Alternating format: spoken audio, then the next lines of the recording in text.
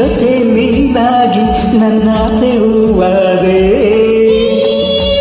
ಹೂವಲ್ಲಿ ತುಂಬಿ ಉಲ್ಲಾಸ ತುಂಬಿ ನಲಿವಂತೆ ನೀ ಬಂದೆ.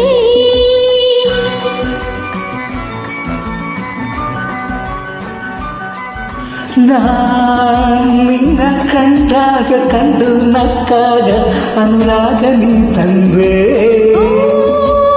ಏನೇನು ಜನ್ಮ ಈ ಸ್ನೇಹ ಪ್ರೇಮ ನಮಗಾಗಬೇಕೆಂದೇ ನಾನಿನ್ನ ಬಿಡಲಾರೆ.